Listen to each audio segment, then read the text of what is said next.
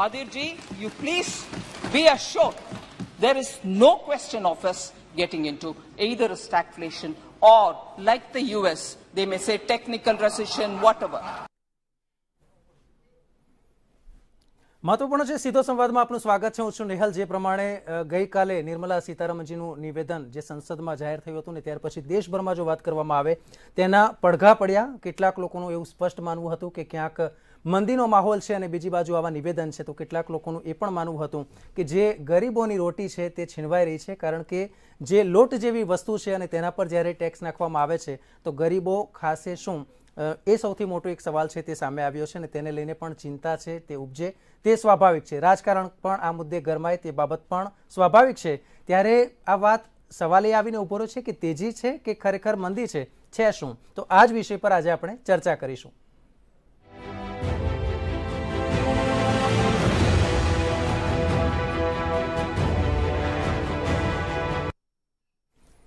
અને આ જ વિષય પર જ્યારે આપણે ચર્ચા કરવી છે, ચર્ચામાં ભાગ લેવા માટે આપણી સાથે છે ભારતીય જનતા પાર્ટીના નેતા ઉર્વિશ કંથારિયા. ઉર્વિશભાઈ, આપનું સ્વાગત છે. કોંગ્રેસ નેતા અશ્વિન પરમાર આપણી સાથે છે, આપનું પણ હાર્દિક સ્વાગત છે. રાજકીય વિશ્લેષક રાજેશ ઠાકર આપણી સાથે જોડાયા છે. રાજેશભાઈ, આપનું સ્વાગત છે. આર્થિક બાબતને સમજવી એટલી જ જરૂરી છે, તો આર્થિક બાબતના નિષ્ણાત તરીકે વિજય આહિર અત્યારે આપણી સાથે છે. વિજયભાઈ, આપનું ખૂબ ખૂબ સ્વાગત. એસોસિએટ એડિટર મંતવ્ય ન્યૂઝ પ્રફુલ ત્રિવેદી સર આપણી સાથે છે, ખૂબ ખૂબ સ્વાગત. જે પ્રમાણે અત્યારે દેશભરમાં ચર્ચા એ છે કે મહત્વના મુદ્દા છે રોજગારી છે, બેરોજગારીની જ્યારે વાત આવે છે, જીએસટી સતત એક બાજુ સરકાર એમ કહે છે કે જીએસટીની આવક છે એ સતત વધી રહી છે અને બીજી બાજુ જે એવી ચીજ કે જેના પર ટેક્સ ના હોવો જોઈએ તેને લઈને પણ અત્યારે ચિંતાનો વિષય ઉપજી રહ્યો છે. આ જ વિષય પર આપણે ચર્ચા કરવી છે. સૌથી પહેલા વિજય આહિર સર, આપની પાસે આવું છે.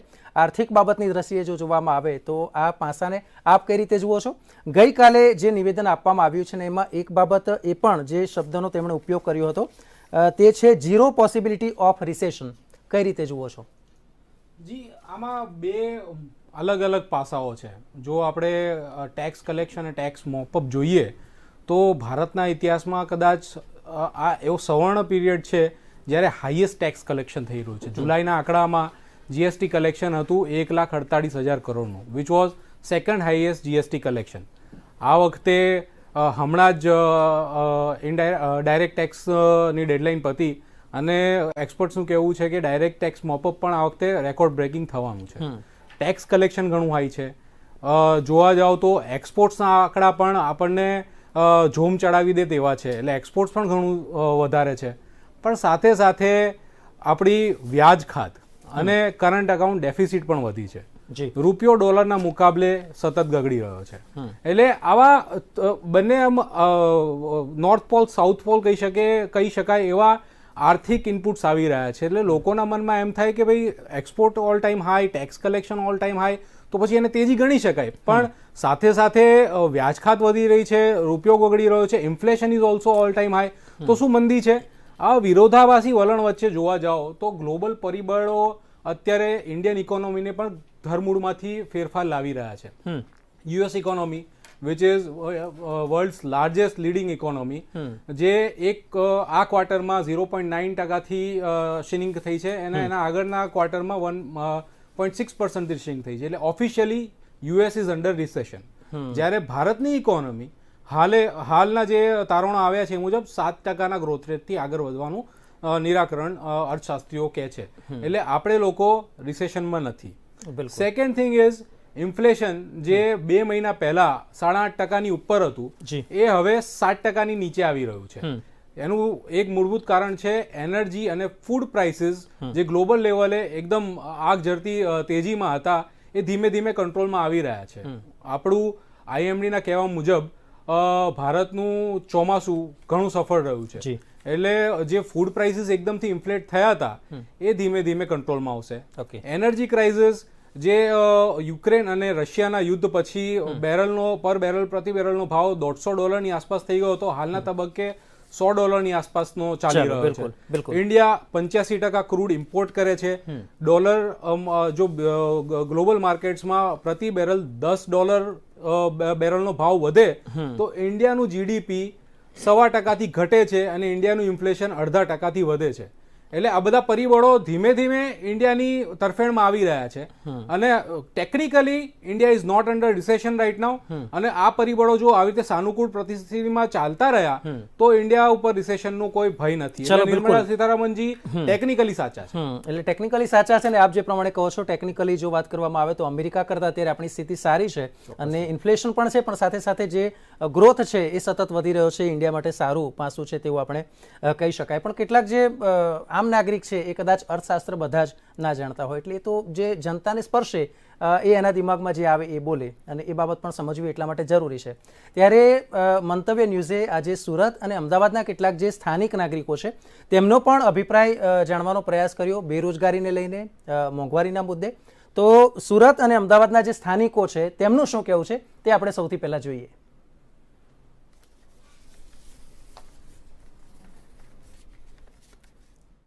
જીએસટી લગાવવામાં શું કહેશો? આપણે જોઈ શકીએ છીએ કે આ સરકાર દ્વારા અત્યારે બેરોજગારી વધી રહી છે, ગરીબી વધી રહી છે, બરાબર છે. નોકરીઓ મળતી નથી, લોકો સુસાઇડ કરે છે. ગવર્મેન્ટ એક્ઝામો પાસ કર્યા પછી પણ વર્ષો સુધી નોકરીઓ ના મળતી હોવાથી તેઓ એવું લાગે છે કારણ કે જે ગરીબોની ચીજ વસ્તુ છે, ઘઉં છે, ચોખા છે, દહીં છે, દૂધ છે, છાશ છે, આવી અન્ય વસ્તુઓ છે જેના પર જીએસટી નાખવામાં આવ્યું છે, જે ખરેખર ખરાબ છે. સ્વતંત્ર ભારતના કાળમાં પહેલી વાર એવું બન્યું છે કે અનાજ પર જીએસટી લાગ્યું છે. મતલબ હવે દૂધ દહીં જે બાળકને જરૂરિયાતમાં રોજબરોજ આપણે સવારના પરમાં એના સ્કૂલે જતા પહેલાં આપતા હોય એની પર જીએસટી આવી ગયું. સરકાર દ્વારા આજ સુધી મોટા મોટા તાઇફા કરી લોકોને ગુમરાહ કરવા સિવાય કોઈ કર્યું નથી. અત્યારે જે 3.5 લાખ ભરતીનું સરકાર કહે છે પણ એ કોઈ શક્યતા છે જ નહીં. સરકારની નીતિ અને કરણીમાં ભરતી કાગળ ઉપર જ આવે છે, ઓન ઓફિશિયલ ડિક્લેર એવી કોઈ વસ્તુ થતી નથી. સુરતનું અત્યારે તમે કહો તો અત્યારે એસએમસી છે તો એમાં બેરોજગારના તમે અત્યારે ડેટા કઢાવો તો તમને ખ્યાલ આવશે એમાં 1% વધારો નથી. દિવસે ને દિવસે લોકો બેરોજગારની ઓફિસો કરીને અંદર શું કામ કરે છે, કેવા ધંધા ચાલુ છે, ઘરેથી એક તો એના માવતરે ભણાવ્યા હોય એવડા ખર્ચા કરીને ડિજિટલ યુગ છે એટલે ત્યાં સુધી એને પહોંચાડ્યો હોય, પછી એની પાસે કોઈ રોજગારી ના હોય એટલે ઓનલાઈનનો ધંધો શરૂ કરે કે ભાઈ ઓછા રૂપિયામાં શરૂ થઈ જાય. ઓછા રૂપિયામાં શરૂ થઈ જાય અને એ બાબત વારંવાર પ્રફુલ્લ સર કહેતા હોય છે કે આપણા દેશમાં અર્ધરોજગારીની જે સ્થિતિ છે એ અહીં પણ ક્યાંક આપણને છતી થાય છે. પ્રફુલ્લ સર આપની પાસે આવવા માંગુ છું. મોટાભાગના લોકોએ કહ્યું કે મોંઘવારી છે એ બાબતનો સ્વીકાર કરવો પડશે અને રોજગારીના મુદ્દે એ પણ કહ્યું કે કાગળ ઉપર રોજગારી દેખાડવામાં આવે છે જે અસલમાં નથી. આજની જે વર્તમાન સ્થિતિ છે, આર્થિક પ્રવાહ છે, આપ કઈ રીતે જુઓ છો અને નિર્મલા સીતારમણે જે સ્ટેટમેન્ટ આપ્યું છે કે ભારતમાં મંદીની શક્યતા ઓછી છે, શું કહેશો? મોંઘો જાય છે. વિજયભાઈએ ઘણી અર્થશાસ્ત્રની ટર્મિનોલોજીમાં વાત કરી. આપણે લેમેનની ભાષામાં વાત કરીએ તો લોકોના ખિસ્સામાંથી જાય છે એ લોકોને અસર કરે છે. હવે નિર્મલા સીતારમણે જે વાત કરી એની પહેલાં કોંગ્રેસે એમના ઉપર ખૂબ જ આક્ષેપો કર્યા કે ભાઈ મોંઘવારી છે છેલ્લા 30 વર્ષની ટોચ ઉપર છે, મોંઘવારી ખૂબ જ વધી છે, મોદી હે તો મહેંગાઈ હે એવું પણ અધિરંજન બોલ્યા. એટલે એ લોકોના ગરીબો અને ધનિકો વચ્ચેની તિરાડ પહોળી થઈ રહી છે.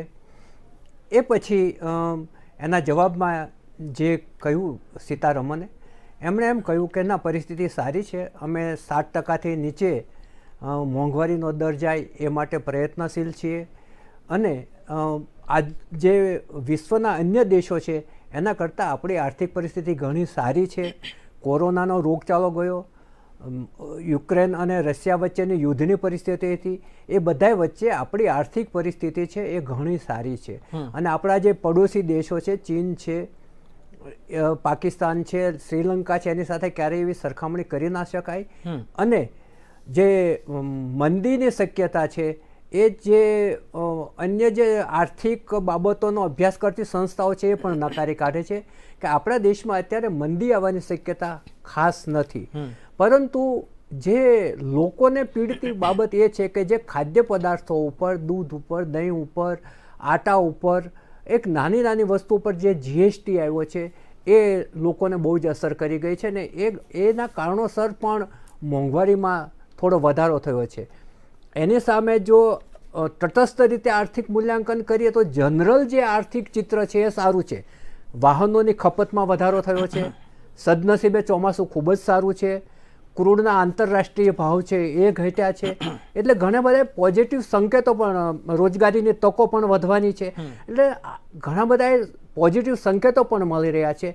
એ બધાની વચ્ચે જે મધ્યમ વર્ગ અને ગરીબ વર્ગની જે પ્રજાજનો છે ને એને ધ્યાનમાં રાખી અને જો નિર્ણયો લેવાય તો પરિસ્થિતિ પ્રમાણમાં ઘણી સારી છે.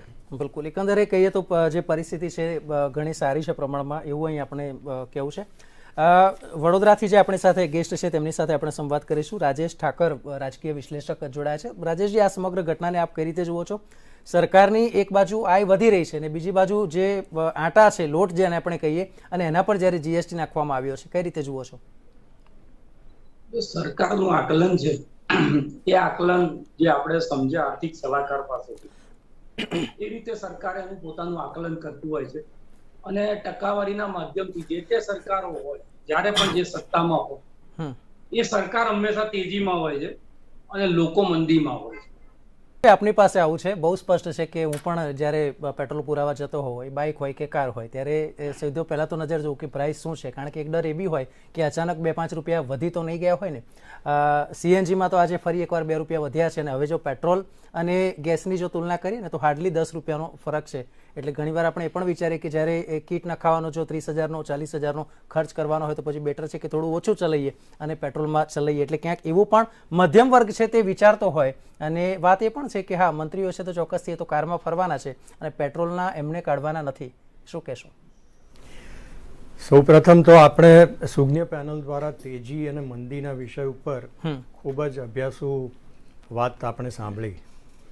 હવે મોંઘવારીની જે વાત છે એ ખાસ કરીને નીચલા મધ્યમ વર્ગ અને ગરીબ વર્ગને વધારે અસર કરે છે.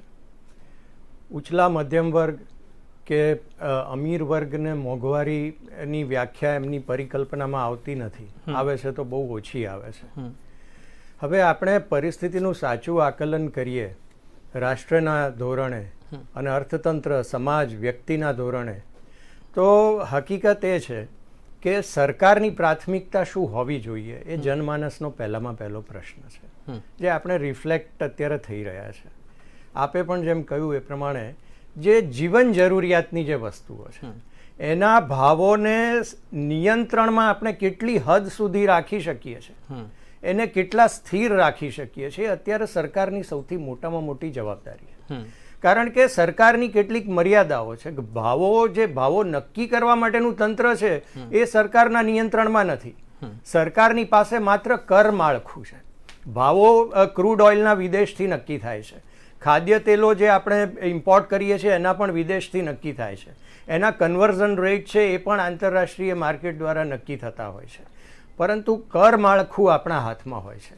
તો કર માળખાના આધારે સરકારે પેટ્રોલ અને ડીઝલ ઉપર એક્સાઇઝમાં ઘટાડો કર્યો. પરિણામે ગુજરાતમાં આજે 96 રૂપિયા લીટરે પેટ્રોલ જોવા મળે છે.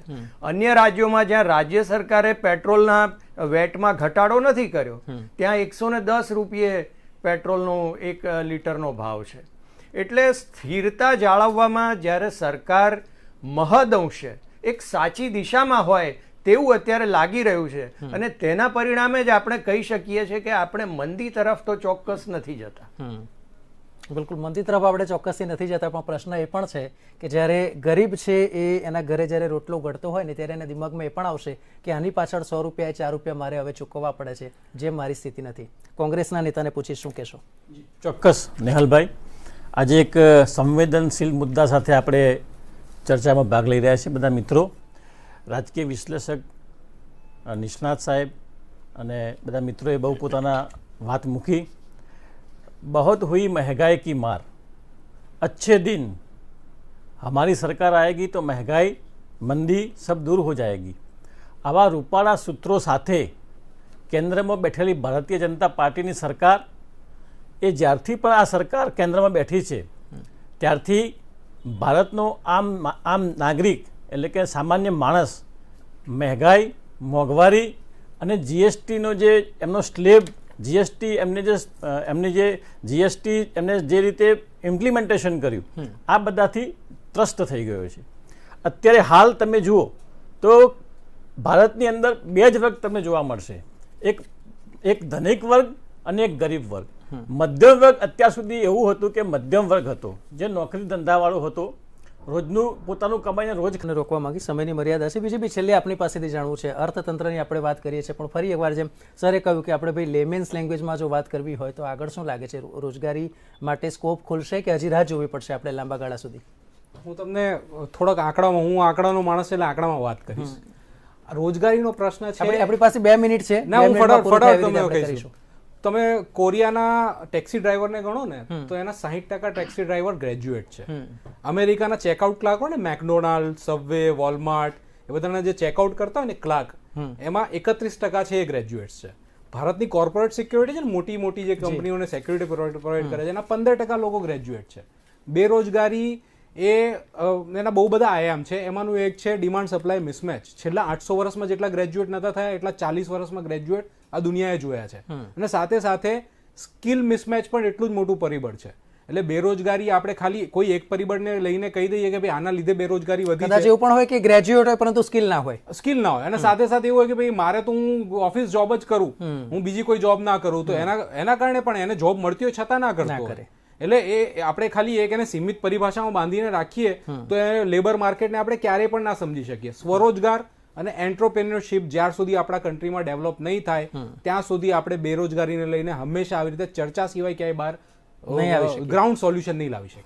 બિલકુલ. એટલે સૌથી મહત્વનો બાબત એ છે કે અને વિશ્વમાં હંમેશા કહેવામાં આવે છે કે ઉદ્યોગ સાહસિકતા જેટલી ડેવલપ થશે એટલા જ વધારે ઉદ્યોગ બહાર આવશે, અને તો જ અને સાથે સાથે સ્વરોજગારીને જો વેગ આપવામાં આવશે તો ઘણી બધી નોકરી આપણે તેમાંથી ઊભી પણ કરી શકીશું. તો આ સાથે જ જે ભાગ એકમાં આપણે વાત કરી દેશમાં તેજી કે મંદી, તેનું આપણે સમાપન કરીએ છીએ. અને હાલ આપણે લઈએ છીએ બ્રેક, અને બ્રેક પછી એક બીજા વિષય પર આપણે ચર્ચા કરીશું. નમસ્કાર, સીધો સંવાદમાં આપનું સ્વાગત. હું છું નેહલ. આજે એક એવા મહત્વપૂર્ણ ચર્ચા પર આપણે વિષય પર ચર્ચા કરવા જઈ રહ્યા છે જેમાં બહુ સ્પષ્ટ છે કે ખેલૈયાઓ છે એમાં ક્યાંક અત્યારે નારાજગી પ્રવર્તી રહી છે. કારણ કે ચિંતા એ છે કે અમે જો પાસ લઈશું નવરાત્રી માટેનો, આયોજકો પાસેથી ખરીદીશું તો અમને એના પર કેટલું જીએસટી ભરવું પડશે. એક ગણતરી તો ત્યાં સુધી થઈ ગઈ છે કે આમાંથી કરોડો રૂપિયાની આવક સરકારને થશે. હવે ક્યારે થશે, કેટલી થશે એ અંદાજ નથી, પણ એક બાબત બહુ સ્પષ્ટ છે કે આ વખતની નવરાત્રી જો આપણે કોમર્શિયલી કોઈ પ્લેસ ઉપર જઈએ અને સિઝન પાસ લઈએ તો તે સાવ મફત આપણે નહીં ગણાય. એના તો પૈસા ભરવા જ પડશે, સરકારને પણ ચૂકવવા પડશે. તો આ જ આપણો વિષય છે કે ગરબા કે જે આપણી પ્રાચીન પરંપરા છે, શું તેના પર પણ લાગશે ટેક્સ? અને એટલે જ આપણે શીર્ષક આપ્યું છે સંસ્કૃતિ પર ટેક્સ.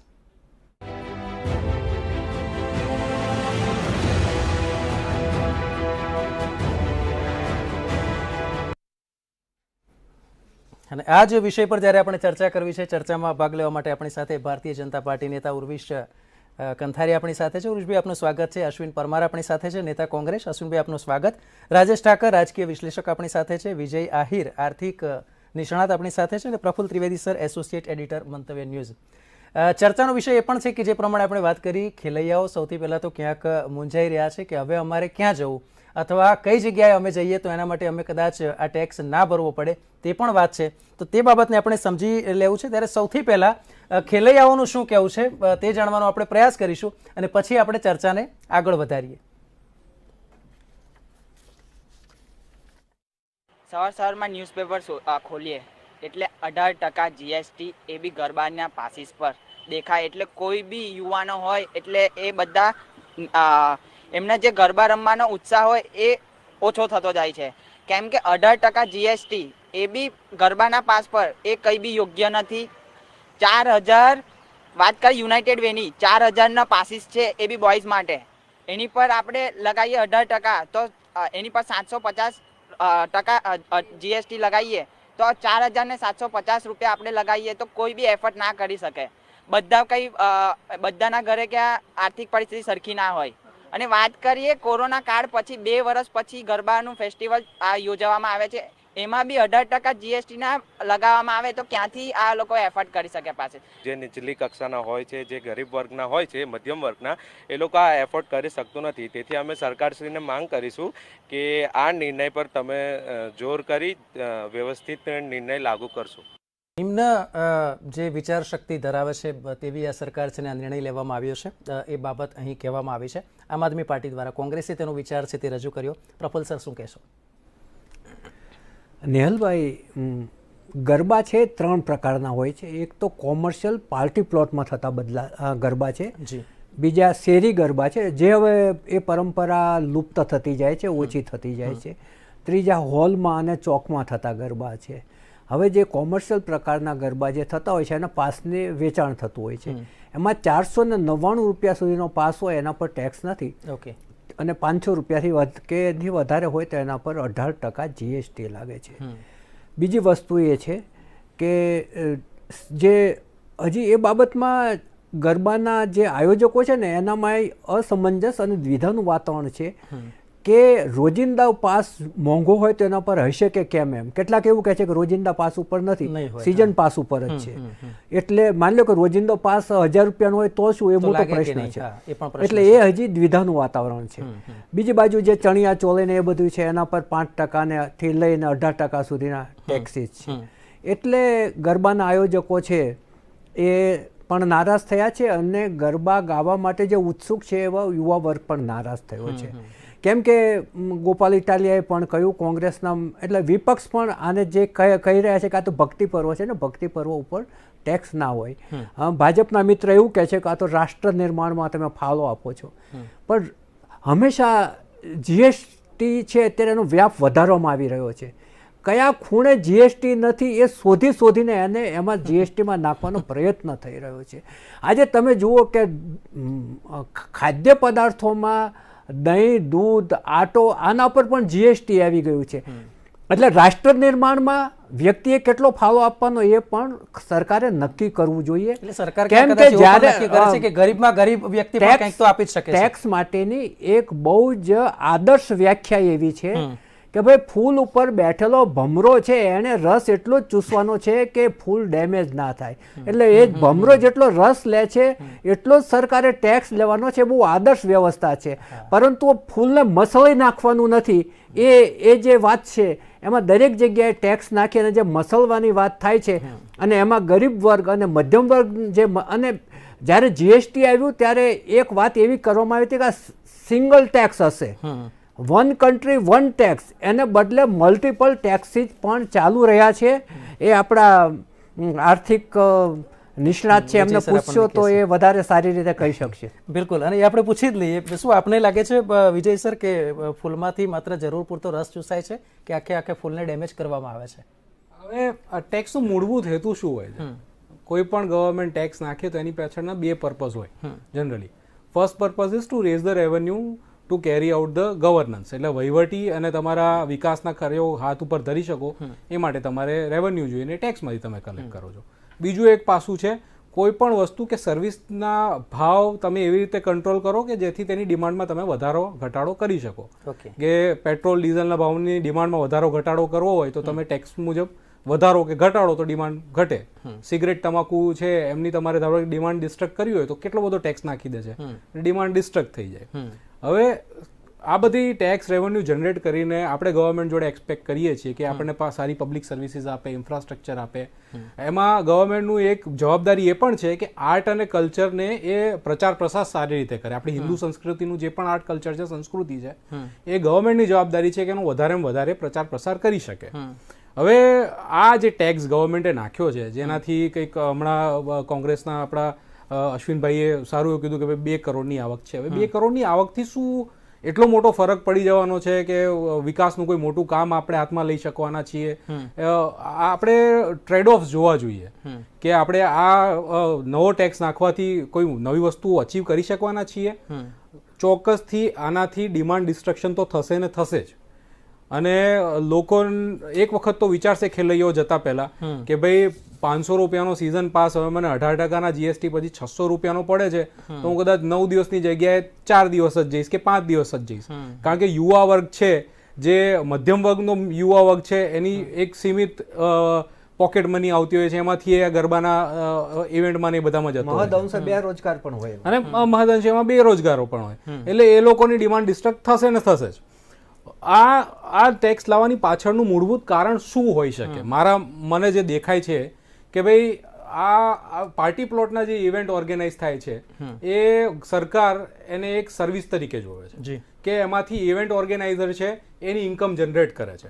અને એ ઇન્કમ જનરેટ કરે છે તો એની સાથે સાથે સરકારને પણ ટેક્સ રેવન્યુ એમાંથી મળવી જોઈએ. હવે આ ઇવેન્ટ ઓર્ગેનાઇઝ જ્યારે થઈ રહી છે ત્યારે ઇવેન્ટ ઓર્ગેનાઇઝેશન કોઈને કોઈ જાતના કોસ્ટ તો બેર કરતો જ, જેવી રીતે કે પાર્ટી પ્લોટ એ હાયર કરશે તો એનું રેન્ટ ચૂકવશે, લાઇટ ઉપર એ વીજ ખર્ચ ચૂકવશે, મેન પાવર કોસ્ટ, તમે સિંગર્સ હાયર કરશો, સિક્યુરિટી હાયર કરશો તો એના બિલ ચૂકવશે. ઇન શોર્ટ ફૂલી કોમર્શિયલી એની બોટમ લાઈન જોવાનો છે, એની પ્રોફિટેબલ થશે તો જ ઇવેન્ટ ઓર્ગેનાઇઝેશન કરવાનું છે. એટલે આનું ડાયરેક્ટ ભારણ કોઈ ઇવેન્ટ ઓર્ગેનાઇઝેશન ઉપર નથી આવવાનું.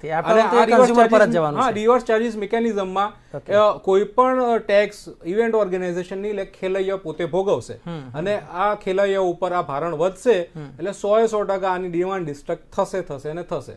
તો આપણે એ પ્રશ્ન પૂછવો જોઈએ ગવર્મેન્ટને કે આપે આ જે ટેક્સ 18% નાખ્યો એની પાછળની વિચારધારણા શું હતી? શું તમે એડિશનલ ટેક્સ જનરેશન કરીને સંસ્કૃતિને જે આપણે ગરબાના 9 દિવસનું જે છે લોકો પાર્ટી પ્લોટમાં ઓછા જાય અને શેરી ગરબા તરફ વળે એવું તો આપનું વિચારધારણા હતી? એટલા માટે છે કે પછી રેવન્યુ જનરેટ કરવા માટે રેવન્યુ જનરેટ કરવાની હતી. એટલે એ જ્યાં સુધી એની પાછળનો આશય શું હતો ટેક્સ નાખવાનો એ સમજવું જરૂરી છે.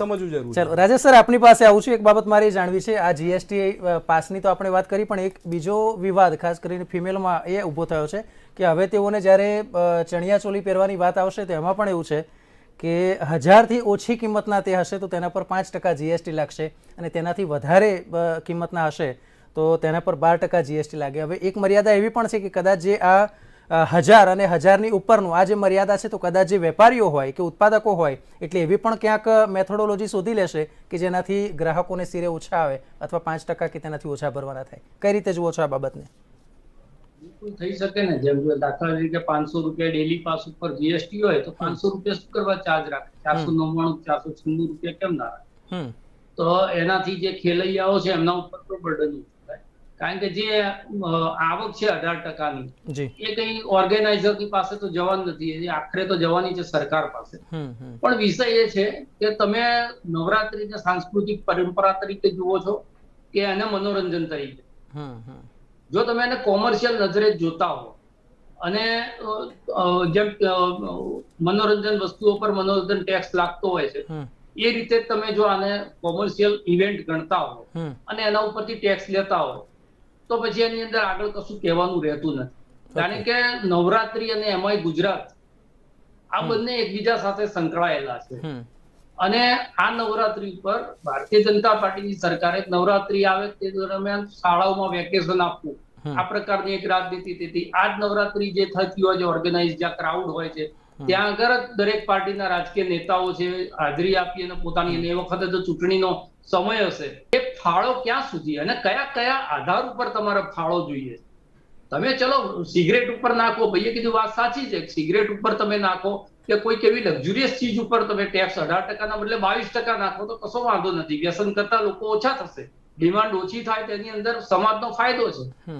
પણ તમે આવી એક સાંસ્કૃતિક પરંપરા જે છે એ પરંપરાને પહેલા તો શેરી ગરબાને ત્યાંથી લઈ અને પાર્ટી પ્લોટને ભારતીય જનતા પાર્ટીની સરકારની જ્યારે વાત કરીએ ને તો હંમેશા એવું કહેવાય છે કે નવરાત્રી માટે તો એવી અનેક એડ મેં જોઈ છે કે જેમાં વિશ્વનો સૌથી મોટો તહેવાર, વિશ્વનો સૌથી મોટો નાઇટ ફેસ્ટિવલ અને આ બધી જ જાહેરાત જ્યારે કરવામાં આવે છે, ધર્મની અને સંસ્કૃતિની વાત કરવામાં આવે છે ને એના પર જ આ પ્રહાર જેવું નથી લાગી રહ્યું?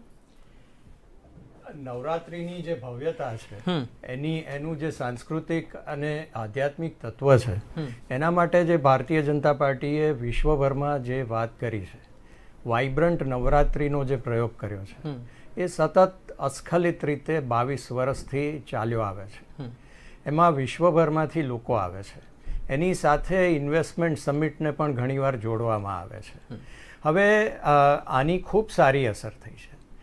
પરિણામે એક સાંસ્કૃતિક વિરાસત જે છે ગુજરાતની એ સમગ્ર વિશ્વમાં આજે દરેક જ્યાં ભારતીયો વસે છે, ગુજરાતીઓ વસે છે, ત્યાં નવરાત્રિની પરંપરા, શક્તિની ઉપાસનાની પરંપરા એ બધું આગળ વધી રહ્યું છે, એનું મહત્ત્વ સમજાઈ રહ્યું છે. હવે આ જે પર્ટિક્યુલર ટેક્સની વાત છે તો આમાં એ પરંપરાને આંચ આવે એવું કશું જ કરવામાં આવ્યું નથી.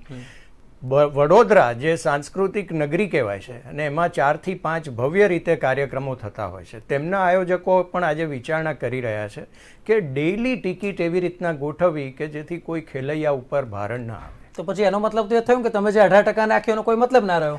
છતાં પણ સાંસ્કૃતિક રીતે જોડાયેલા કેટલાક યુવાનો હોય છે કે જેમને સિઝન ટિકિટમાં જ રસ હોય છે. એ લોકોને 90 દિવસ એક જ જગ્યાએ એ લોકો ભેગા થઈ અને ભક્તિ સંસ્કૃતિ કરતા હોય છે. જીએસટી લાગવાથી કોઈ દીકરી ચણિયા ચોળી પહેરશે તો એની ઉપર 1000 રૂપિયા એની ખરીદી ઉપર પણ 5% લઈને 11% જીએસટી.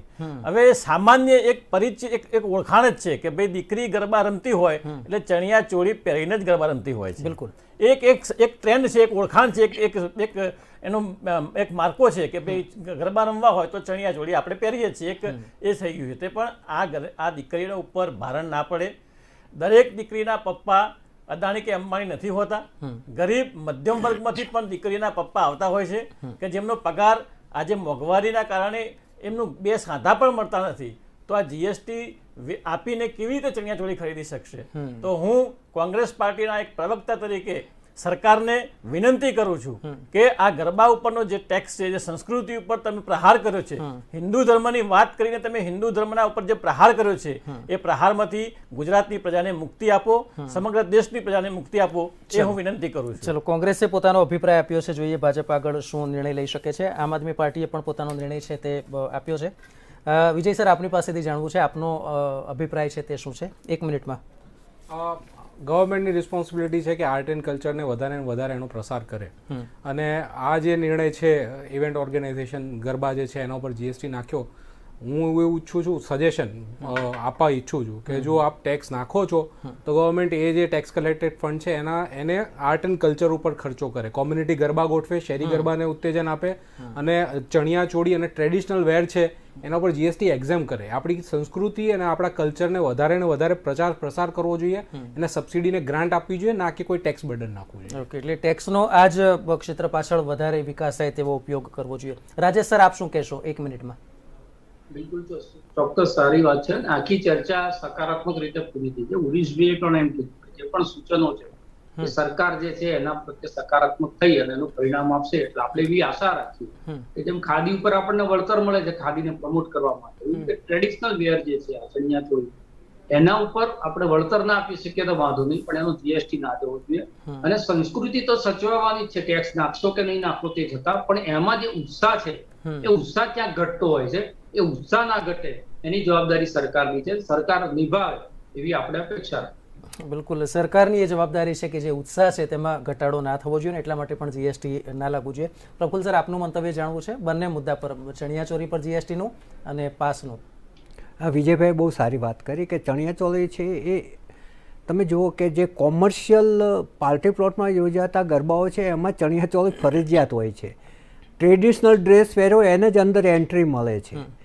એ પોતાના શોખથી પહેરે છે તો અલગ જ વસ્તુ છે, પરંતુ ફરજિયાત પણ હોય છે. એટલે એના ઉપર છે એ ટેક્સ ના હોવો જોઈએ. એમ આજે ગરબા છે એ આપણું એક ભક્તિપૂર્ણ લોકનૃત્ય છે, ફોક ડાન્સ છે, 9 દિવસનો લાંબો, આખા વિશ્વની અંદર આટલો લાંબો ફોક ડાન્સ કે નૃત્ય આ સૌથી મોટું હોય તો એ ગરબા છે. અને 9 દિવસ સુધી, આમ તો પછી તો 10 દિવસ સુધી લોકો રમતા હોય છે અને પૂનમ પાછો બાકી રહી જાય તો શરદ પૂનમે પણ ગરબા રમતા હોય છે, કેમ કે એમના ઉત્સાહ પેલા બુસ્ટર ડોઝની જેમ ધીમે એક વર્ષ રાહ જોવી પડશે. એટલે શરદ દિવસમાં આ મુદ્દે કંઈક નક્કી થાય છે, કંઈક નક્કર અને સારા પરિણામ મળે છે. તો આ સાથે જ સંસ્કૃતિ પર ટેક્સનો આજે સંવાદ છે તે પણ આપણે પૂર્ણ કરીએ છીએ. ઉર્વેશભાઈ, આપ અમારી સાથે જોડાયા, ખૂબ ખૂબ આભાર. અશ્વિન સર, આપનો ખૂબ ખૂબ આભાર. રાજેશ સર, વિજય સર અને પ્રફુલ સર, આપનો પણ ખૂબ ખૂબ આભાર. તો હવે જોવાની વાત એ રહી કે સરકાર કેટલા સમયમાં આ મુદ્દે નિર્ણય લે છે, કારણ કે હવે નવરાત્રિને બહુ સમયની વાર નથી, કારણ કે ખેલૈયાઓ ક્યાંક અત્યારે મૂંઝવણમાં છે. અત્યારે બસ આટલું જ. નમસ્કાર.